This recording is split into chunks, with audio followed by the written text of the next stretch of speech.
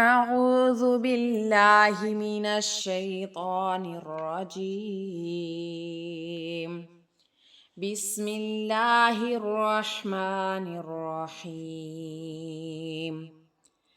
أومن كان ميتا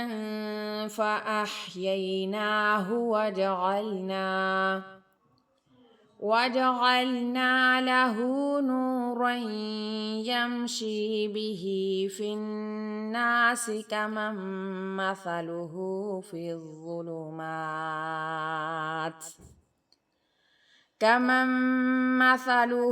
في الظلمات ليس بخارج منها كذلك زين للكافرين ما كانوا يعملون وكذلك جعلنا في كل قرية أكابر مجرميها ليمكروا فيها وما يمكرون إلا بأنفسهم وما يشعرون وإذا جاءتهم آية قالوا لن نؤمن حتى نؤتى مثل ما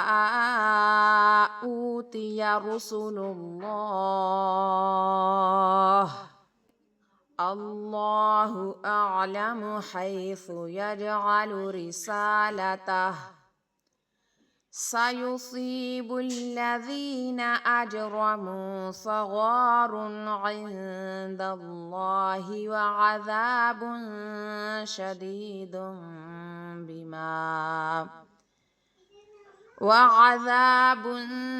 شديد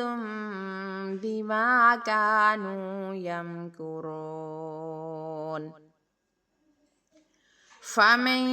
يرد الله أن يهديه يشرح صدره للإسلام ومن يرد أن يضله يجعل صدره ضيقا حرجا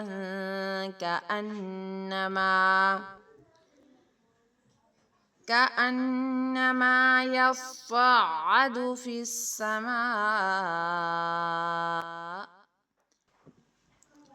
كذلك يجعل الله الرجس على الذين لا يؤمنون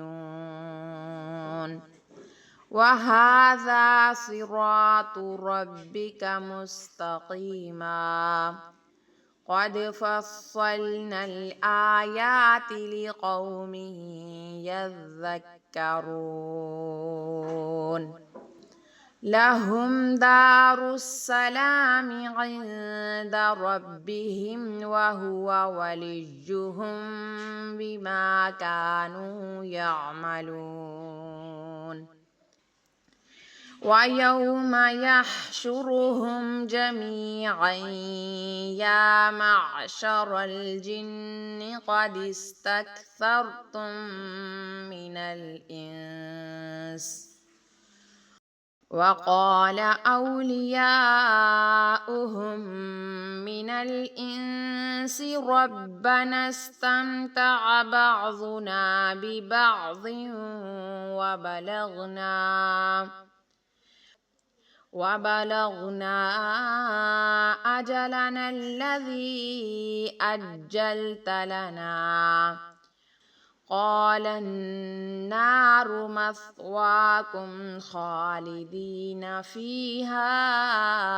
إلا ما شاء الله إن ربك حكيم عليم وكذلك نولي بعض الظالمين بعضا بما كانوا يكسبون